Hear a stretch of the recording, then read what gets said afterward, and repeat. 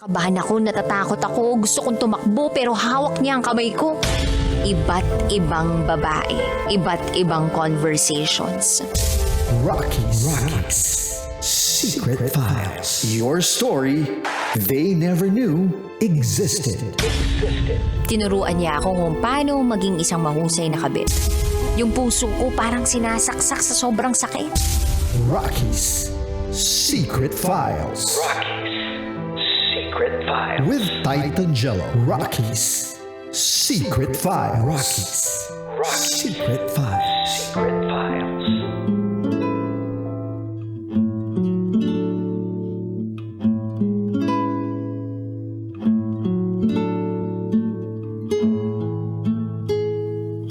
And we're back. Kasama niyo pa rin si DJ Rakitera. DJ Titan Jello. And this is Andy's Secret File. Si Andy na na-in-love sa manliligaw ng kanyang best friend. Pero hindi niya na inilaban yung nararamdaman niya para sa manliligaw ng kanyang best friend dahil hindi naman siya yung pinili. So, masaya na siya dun sa nararamdamang kaligayahan ng kanyang best friend at ng boyfriend na nito na dati manliligaw. Yes. Nagparaya na lang siya. Mm-hmm. Single siya ngayon, dude. Ahem. Wala namang plema. Taga saan yan? Taga saan ka, ate? Taga Cebu. Ay, maayong gabi sa imong tanan. Mga gwapang taga Cebu. Isa ka na do. Dami pa naman maganda sa Cebu. No? Sobra. Although wala naman nabanggit dito na taga Cebu siya. Pero wala lang, inassume ko lang. Daw po sa mga taga Cebu. Anyway, so ngayon pakinggan din natin yung mga kabisyo nating nagbigay ng kanilang mga thoughts, comments, suggestions, round reactions sa ating storya ngayong gabi. So unahin natin yung komento ni Russell. Kung ako kay Andy, much better kung lumayo na lang siya dun sa best friend. And dun sa soon-to-be husband niya. Kasi may sis code na dapat sundin, gaya nung tinatawag na bro code. Kahit na gusto mo yung isang tao, pero yung kaibigan mo, mahal din naman niya, yung taong gusto mo, it's better na magparaya ka talaga at kalimutan mo yung taong nagugustuhan mo. Dahil kung hindi, baka yan pa yung pagmulan ng hindi magandang samahan ninyong magkaibigan dahil lamang iisang tao ang nagugustuhan ninyo. Pero I think kung meron kang sense of control, yung parang alam mo kung paano yung limitations mo, boundaries Yes. mo, at hindi mo naman nilalapit yung sarili mo dun sa soon-to-be husband ng best friend mo, wala naman sigurong kaso dun na maging Wala. mag-best friend pa rin kayo. Tama. Agree. Anyway, eto pa sabi ni Charles. Yung last part ng SF, pinaalala pa talaga sa akin yun kasi sabi, sila engaged na pero ako single pa rin. Ganon din yung kaso ko. Single pa rin ako, tapos yung mga batchmate ko, ayun, magulang na, yung iba engaged na. Sender, huwag kang mawala ng pag-asa, mahanap mo rin yung lalaking iibigin ka at iibigin mo rin. Kagaya ko, doble karang personality. Minsan gusto ko si River, minsan si Michael. Ano yun? Sa PBB. Buhat bangko yan? Oo nga, what if ako na lang po ang piliin ninyo? May pagganon pa. Eto pa sabi ni Joe Bert Vertudazo. Andy, may mga sitwasyon talagang hindi natin hawak. Tulad mo, na nagkataon na nahuli mo lang na nakilala yung naging boyfriend or naging fiancé ng best friend mo. Tanggapin mo na lang yon at maging masaya para sa kanila dahil darating din yung taong para sa iyo.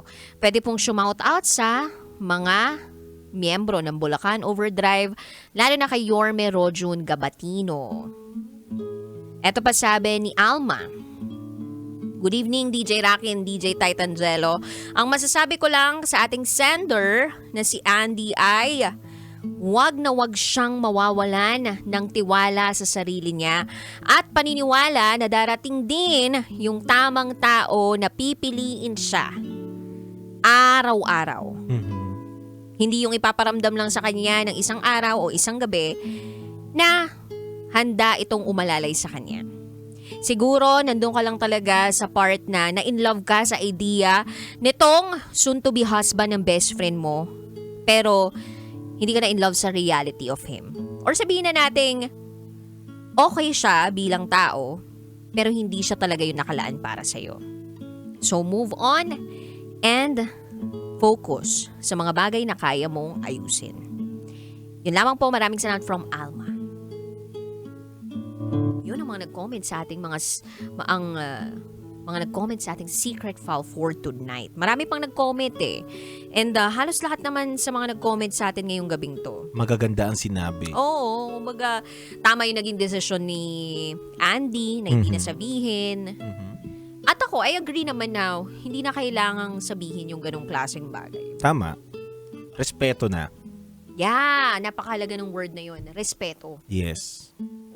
Hindi lahat ng bagay na nararamdaman mo o gusto mong naiisip mo, hindi lahat ng bagay na nararamdaman mo o naiisip mo ay dapat mong sabihin. Minsan, mas maigi na i-keep mo na lang sa sarili mo yung mga bagay na yan. Kasi, hindi makakabuti kapag sinabi mo. Tama. Walang magiging magandang resulta kapag sinabi mo. Agree. Kaya bago ka talaga magsalita, no, iisipin mong maigi kung ano yung mga lalabas na salita sa bibig mo. Yes, yung 5 seconds rule. Yeah. Yan, taray ni Titan Jello, 5 seconds rule. Akala ko ina-apply mo lang yan dun sa 5 seconds, walang mali siya. Doon ko nga natutunan yun. Doon mo pala natutunan yon. Sabi ko, hindi lang pala yun doon. Pala pinag-iisipan din. Ganon. Ang lupit mo talaga, Titan Jello. May pa 5 seconds rule ka pa na huwag magsasalita agad. Yung pala, 5 seconds, walang mali siya. Yun naman, iba naman yun. With tongue. Ganun. Huwag ka na mag-isip ng 5 segundo. Grab it. Charot to darot. Okay, pero para sa'yo, kabisyo, na nakikinig ngayon, kung sakaling, ito yung napagdaraanan mo ngayon. No? Tulad nung pinagdaanan ng ating kabisyo na si Andy. Yes. Sabi nila, may dalawa kasing linya na na magkabangga. Diba? Yung the truth will set you free. Tapos yung isang linya, there are some things better left unsaid. Kapag naipit ka sa ganyang klaseng sitwasyon, alalahanin mo yung dalawang linya na yon. Pero bukod dun sa dalawang linya na yon, isipin mo maigi. Ano ba ang mas makabubuti sa nakararami? At alin dito sa dalawa ang makapagbibigay ng respeto, hindi lang para sa sarili mo, kundi para sa mga taong involved. Kapag nasagot mo yon, alam mo na kung anong pipiliin mo. Marami kasi sa panahon ngayon, dude, wala na sa kanila yung parang bro code, girl code, girl code. Na para bang, ganun na ba kababaw yung pagtingin nyo sa pagkakaibigan? Para sa akin ang pagkakaibigan kasi, lalo na kung nagsimula yan sa bata kayo, tapos pinagtibay na kayo ng panahon, ng mga pagkakataon sa buhay, pinapahalagahan yan eh. Tama. Hindi yan basta-basta binabasura.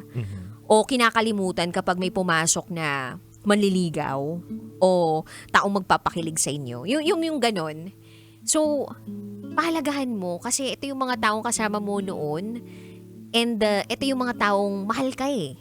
Diba? So, wag nating ugaliin na mababaw lang yung pagtingin natin sa salitang kaibigan. Kasi dapat laliman talaga natin yung pagpapahalaga at yung pag-intindi dun sa salitang yun. Tama. Tsaka mahirap masira din yung na-build ninyong relationship as a friend dahil lang sa isang babae or dahil lang sa isang lalaki. Diba? Huwag natin hayaan na masira yung relationship ninyo dahil lang sa taong iisa na ngayon nyo lang nakilala. Diba? Dami nagkakagalit o nagkakawatak-watak dahil sa ganong klaseng sitwasyon. Ako may kasabihan ako lagi eh. Ano to? Sa mga kaibigan ko. Ano bang ano ba to? Papasubo? Papairalin? Papairalin ninyo. Papairalin. Diba? Yung ulo nyo sa tuktok o yung ulo nyo sa baba. Dapat mamili ka doon. Balansi mo. Bilang isang lalaki, dapat pinapagana mo yung ulo mo sa tuktok. Yung kokote mo Hindi yung may ulo ka pero walang utak yun. Iba yung nararamdaman yun. Iba daw kasi yung buhay dun sa babae. Oo naman. Oo. Ibang buhay, tapos nakakabuhay din. Yes. Diba? Dapat, pinag-iisipan mabuti. Sabagay. Tsaka sa babae din. Yes. May dalawa din ako linya sinasabi sa Yeah. kanya. Ano yan? Bubuka ka? Yan? Bubuka ka ba? Bubuka ka ba? O bubuka? Ang galing mo talaga! Ang galing mo! Bakit? Sa'yo ulo sa taas, ulo sa baba Oo. ko. Sa akin, bubuka ka ba? O bubuka?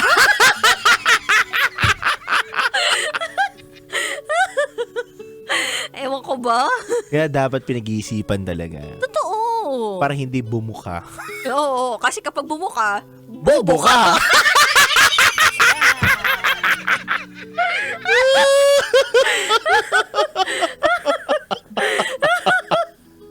ay nako. Oh, ayan na, alam nyo na po Piliin ng kaibigan over someone, di ba? Yes. Nakadarating lang sa inyong buhay. Ayan. Saka matuto kayo mag-set ng boundaries and limitations. Yes, tama.